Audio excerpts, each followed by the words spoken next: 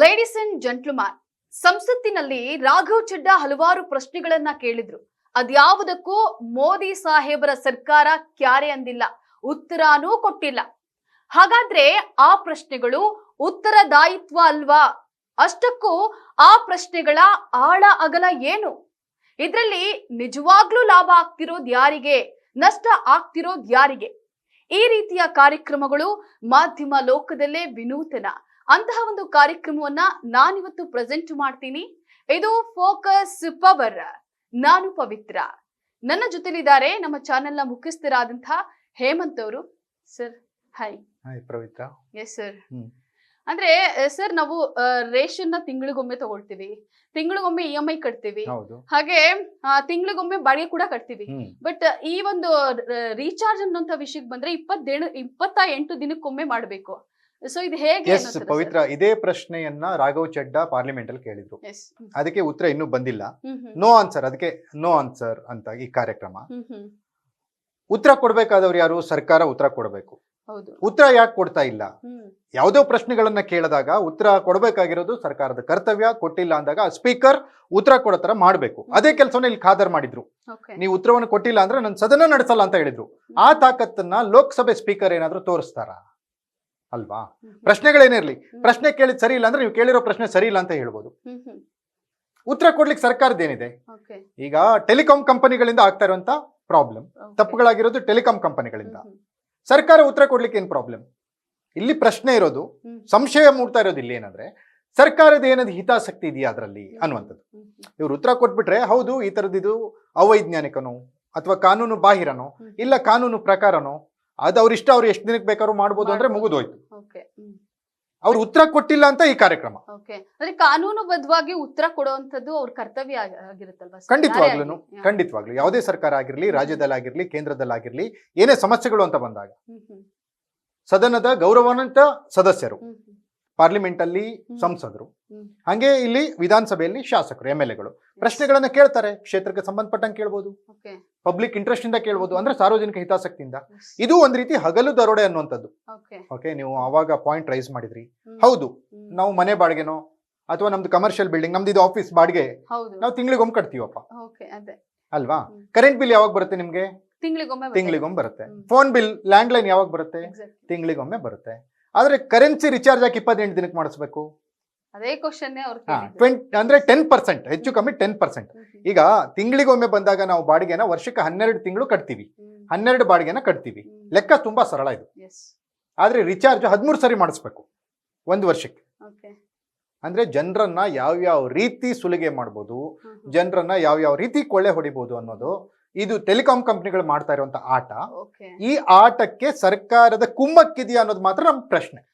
Okay sir, ಹಾಗಾದ್ರೆ sir 28 ದಿನ ಅನ್ನೋಂತಹ validity ಯಾವ ಕಂಪನಿಯವ್ರು ಫಿಕ್ಸ್ ಮಾಡಿದ್ದು, ಯಾರು ಮಾಡಿದ್ದು? ಹಂಗಲ್ಲ, ಅದು ಇವ್ರು ಏನ್ ಮಾಡ್ತಾರೆ, ಮತ್ತೊಂದು ನಿಮ್ ಗಮನಕ್ಕೆ ತರ್ಲಿಕ್ಕೆ ಬಯಸ್ತೀನಿ ನಾನು. ಏನಂದ್ರೆ ಪವಿತ್ರ, 2014 ಸ್ವಲ್ಪ ನೆನ್ಪು ಮಾಡ್ಕೊಳ್ಳಿ. ಮನಮೋಹನ್ ಸಿಂಗ್ ಸರ್ಕಾರ, ಆ ಸರ್ಕಾರದ ವಿರುದ್ಧ ಹೋರಾಟ.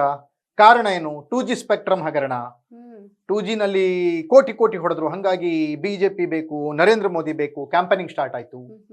ಸೊ ಈ ಟೆಲಿಕಾಂ ಕಂಪನಿಗಳ ಈ ಸ್ಕ್ಯಾಮ್ ಇದೆಯಲ್ಲ, ಇದು ಇವತ್ತು ನೆನ್ನದಲ್ಲ.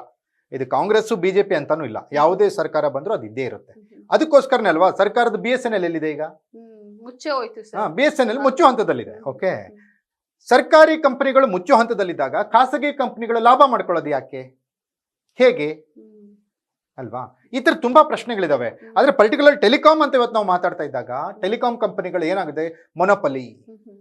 ಓಕೆ, ಏಕಸ್ವಾಮ್ಯ, ದ್ವಿಸ್ವಾಮ್ಯ ಅನ್ನುವಂಥದ್ದು. ಇದು ದ್ವಿಸ್ವಾಮ್ಯ. ಒಂದು ಜಿಯೋ ಅಂತ ಇದೆ, ಆಮೇಲೆ ಮತ್ತೊಂದು ಏರ್ಟೆಲ್ ಅಂತ ಇದೆ.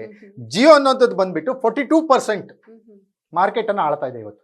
ಸರ್, ಇದು ಒಂದು ವ್ಯವಹಾರದ ತಂತ್ರನ ಅಥವಾ ಗ್ರಾಹಕರ ಮೇಲೆ ಆಗ್ತಿರುವಂತಹ ಅನ್ಯಾಯನ? ಇದು ಕುತಂತ್ರ, ಇದು ತಂತ್ರ ಅಲ್ಲ. ಇದು ಜನರನ್ನ ಸುಲಿಗೆ ಮಾಡುವಂತ ಕುತಂತ್ರ. ಯಾವ ರೀತಿ ಜನರನ್ನ ಸುಲಿಗೆ ಮಾಡಬೇಕು, ಯಾವ ರೀತಿ ಜನರಿಂದ ಹೆಚ್ಚೆಚ್ಚು ವಸೂಲಿ ಮಾಡಬೇಕು, ಎಲ್ಲಿ ನಾವು ಜನರನ್ನ ಯಾಮಾರಿಸ್ಲಿಕ್ಕೆ ಆಗತ್ತೆ ಅನ್ನುವಂಥದ್ದು.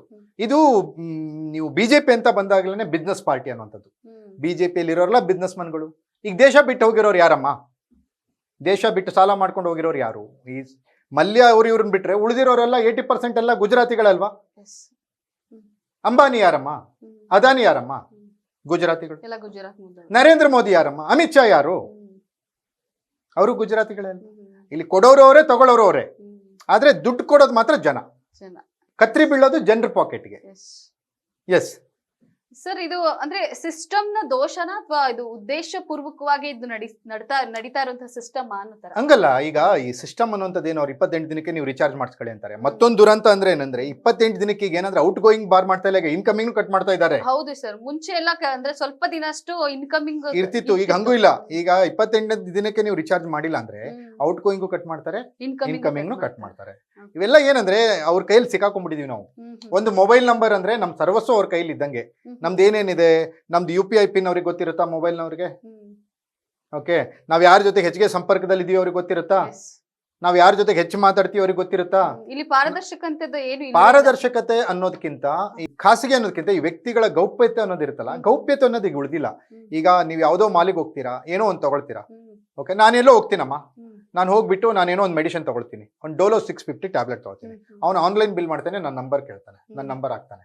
ನಾನ್ ಡೋಲೋ 650 ನನಗೆ ಜ್ವರ ಬಂದಿದೆ ಅಂತ ಬೇರೆಯವ್ರಿಗೆ ಯಾಕೆ ಗೊತ್ತಾಗ್ಬೇಕು?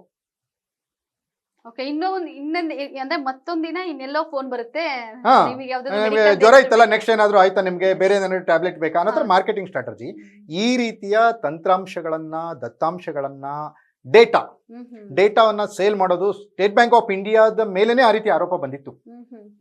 ಈಗ 10 ವರ್ಷದ ಹಿಂದೆ ಎಷ್ಟು 100 ಕೋಟಿ ರೂಪಾಯಿಗಳಿಗೆ ಇದೇ ಡೇಟಾನ ಸ್ಟೇಟ್ ಬ್ಯಾಂಕ್ ಆಫ್ ಇಂಡಿಯಾ ಮಾರಿದೆ ಅನ್ನೋ ತರದ್ದು ಆರೋಪಗಳು ಬಂದಿದ್ವು. ಅದು ತನಿಖೆಯಾಗಿ ಏನಾಯ್ತೋ ಬರಲಿಲ್ಲ, ಆಮೇಲೆ ಗೊತ್ತೇ ಆಗ್ಲಿಲ್ಲ, ವರದಿಗಳೇ ಬರಲಿಲ್ಲ. ಹಾಗಾಗಿ ಈ ರಾಘವ್ ಚೆಡ್ಡಾ ಕೇಳಿರೋ ಪ್ರಶ್ನೆಗಳು ಸಂಸತ್ನಲ್ಲಿ ಏನ್ ಕೇಳಿದ್ದಾರೆ, ಅದು ಉತ್ತರ ಕೊಡಬೇಕು ಸರ್ಕಾರ. ಯಾಕೆ ಉತ್ತರ ಕೊಡ್ತಿಲ್ಲ? ಉತ್ತರ ಕೊಡ್ತಿಲ್ಲ ಅಂದ್ರೆ ಓಕೆ, ಏನೋ ಇದೆ, ಇವ್ರದ್ದೇನೋ ಪಾತ್ರ ಇದೆ ಅನ್ನೋಂಥದ್ದನ್ನ ನಾವು ಅನ್ಕೋತೀವಿ. ಉತ್ತರ ಕೊಟ್ಬಿಟ್ರೆ ಮುಗಿದೋಯ್ತಲ್ಲ, ಇವ್ರ ಪಾತ್ರ ಇಲ್ಲ ಅನ್ನೋ ತರದಿರುತ್ತೆ. ಎಸ್ ಪವಿತ್ರ ಸರ್, ಅಂದ್ರೆ ಈಗ ಟ್ರಾನ್ಸ್ಪರೆನ್ಸಿ ಕಾಪಾಡೋಕೆ ಏನೇನೆಲ್ಲ ಕ್ರಮ ಆಗ್ಬೇಕು ಅನ್ನೋ ತರ ಸರ್? ಅಲ್ಲ, ಇದು ಟ್ರಾನ್ಸ್ಪರೆನ್ಸಿ ಅನ್ನೋದು ಬರಲ್ಲ ಇಲ್ಲಿ. ಇಲ್ಲಿ ಏನಾಗುತ್ತೆ, ಒಂದೊಂದು ನೀತಿ ನಿಯಮಗಳು, ಸರ್ಕಾರ ಏನೇನೋ ನಿಯಮಗಳನ್ನು ರೂಪಿಸುತ್ತೆ. ಹಲವಾರು ನಿಯಮಗಳನ್ನ ಇವರು ಬದಲಾಯಿಸಿದ್ರು ಈ ಮೋದಿ ಸಾಹೇಬ್ರು ಬಂದ್ಮೇಲೆ. ಹಲವಾರು ವಿಚಾರಗಳನ್ನ ಮಾಡಿದ್ರು. ಇದನ್ನು ತಿಂಗಳಿಗೊಮ್ಮೆ ಮಾಡ್ರಪ್ಪ ನೀವು ಅನ್ನೋದೇನು ದೊಡ್ಡ ವಿಚಾರ ಅಲ್ಲ. ಇದು ತಿಂಗಳಿಗೊಮ್ಮೆ ಮಾಡ್ರಿ ರಿಚಾರ್ಜ್ ಅನ್ನೋದು ದೊಡ್ಡ ವಿಚಾರ ಅಲ್ಲ. ಆದ್ರೆ ಮಾಡ್ತಾ ಇಲ್ವಲ್ಲ, ಯಾಕೆ? ಇವ್ರದ್ದೇನ್ ಲಾಭ ಇದೆ ಅಂತ. ಏನಂದ್ರೆ ನಾರ್ಮಲಿ ತಿಂಗಳಿಗೊಮ್ಮೆ ಬಿಲ್ಲು 12 ಸರಿ ರಿಚಾರ್ಜ್ ಮಾಡೋದ್ ಬಿಟ್ಟು ನಾವು 13 ಸರಿ ಮಾಡ್ತೀವಿ. ಒಂದ್ ತಿಂಗಳಿಗೆ ದುಡ್ಡು ಎಲ್ಲಿ ಹೋಗ್ತಾ ಇದೆ ಅಲ್ವಾ? ಅದಕ್ಕೆ GST ಬೇರೆ ಕಟ್ತೀವಿ ನಾವು ಅಲ್ವಾ? ಅದೆಲ್ಲಿ ಹೋಗ್ತಾ ಇದೆ? ಒಂದ್ ತಿಂಗಳ ಎಕ್ಸ್ಟ್ರಾನು ಮತ್ತೆ GST ಕಟ್ಬೇಕಲ್ಲ ಅನ್ನುವಂತ ನೋವು ಗ್ರಾಹಕರು. ಮೊಬೈಲ್ ಬಿಟ್ಟಂತೂ ಬದುಕಕ್ಕಾಗಲ್ಲ. ಅಯ್ಯೋ ಇವ್ರು ಜಾಸ್ತಿ ತಗೋತಾರೆ ಅಂತ ನಾವು ಮೊಬೈಲ್ ಬಿಟ್ಟು ಬದುಕ್ತೀವಿ ಅಂತ ಹೇಳಕ್ಕಾಗಲ್ಲ. ಈಗ ಹೇಗಾಗ್ಬಿಟ್ಟಿದೆ ಅಂತಂದ್ರೆ ಜೀವದ ಜೊತೆಗೆ ಮೊಬೈಲ್ ಕೂಡ ಒಂದು. ಹೌದು, ಹಂಗಾಗಿ ಅವರು ಮೊಬೈಲ್ ಜೊತೆಗೆ ನಮ್ ಜೊತೆಗೆ ಆಟ ಆಡ್ತಿದ್ದಾರೆ, ನಮ್ ಪಾಕೆಟ್ ಜೊತೆಗೆ ಅವ್ರು ಆಟ ಆಡ್ತಿದ್ದಾರೆ, ನಮ್ ಜೊತೆಗೆ ನಮ್ಮ ಮೊಬೈಲ್ಗಳು ಆಟ ಆಡ್ತಿದ್ದಾವೆ. ಇದು ಈಗಿನ ದುಸ್ಥಿತಿ. ಇದಕ್ಕೆ ಉತ್ತರ ಕೊಡಬೇಕಾದವರು ಮೌನ ವಹಿಸಿ ಪಂಚರಾಜ್ಯಗಳ ಚುನಾವಣೆಯಲ್ಲಿ ನಿರತರಾಗಿದ್ದಾರೆ. ಬಟ್ ಇವರ ರಾಜಕಾರಣಿ ಸರ್ ರಾಘವ್ ಚೆಡ್ಡಾ ಇಂಥದ್ದೇ 100 ಪ್ರಶ್ನೆಗಳನ್ನ ಕೇಳಿದ್ದಾರೆ, ಅದರಲ್ಲಿ ಕೂಡ ಇದು ಒಂದು ಕೂಡ. ಬಟ್ ಇದು ಇಲ್ಲಿವರೆಗೂ ಆನ್ಸರ್ ಸಿಗದೆ ಇರೋದು. ಅದೇ ನಾನು ಹೇಳಿದ್ದು ಸ್ಪೀಕರ್, ಮಾನ್ಯ ಸ್ಪೀಕರ್, ಲೋಕಸಭೆಯ ಮಾನ್ಯ ಸ್ಪೀಕರ್ ಅವರು ರಾಘವ್ ಚೆಡ್ಡಾ ಅಂತಾನೆ ಅಲ್ಲ, ಯಾರೇ ಪ್ರಶ್ನೆ ಕೇಳಿದ್ರು ಅದಕ್ಕೆ ಉತ್ತರ ಕೊಡಿಸುವಂತ ಕೆಲಸವನ್ನ ಮಾಡಬೇಕು. ಸರ್ಕಾರದಿಂದ ಉತ್ತರ ಕೊಡಿಸುವಂತ ಕೆಲಸವನ್ನ ಮಾಡಬೇಕು. ಯಾಕೆ ಮಾಡ್ತಿದ್ರೆ? ಸರಿಯಾಗಿದ್ರೆ ಸರಿಯಾಗಿದೆ, ಕಾನೂನು ಬಾಹಿರವಾಗಿ ಅವ್ರು ವಸೂಲಿ ಮಾಡ್ತಾ ಇಲ್ಲ ಅನ್ನೋದನ್ನ ಹೇಳಿ. ಅವ್ರು ಉತ್ತರ ಕೊಟ್ಟಿಲ್ಲ ಅಂದ್ರೆ ಸಮಥಿಂಗ್ ಇಸ್ ದೇರ್ ಅನ್ನೋಂಥದ್ದು ಬರುತ್ತಲ್ವಾ? ಅವ್ರು ಉತ್ತರ ಕೊಟ್ರೆ ಮುಗಿದೋಗುತ್ತೆ, ಈ ಪ್ರಶ್ನೆನೇ ಉದ್ಭವಿಸಲ್ಲ Pavitra. Okay, thank you sir, thank you ತಮ್ಮ ಮಾಹಿತಿಗಾಗಿ. ಎಸ್, ನೋಡಿದ್ರಲ್ಲ ವೀಕ್ಷಕರೇ, ಇದಾಗಿತ್ತು ಫೋಕಸ್ ಪವರ್. ನೆಲ ಜಲ ಭಾಷೆಗಾಗಿ ನೋಡ್ತಾ ಇರಿ ಫೋಕಸ್ ಟಿವಿ.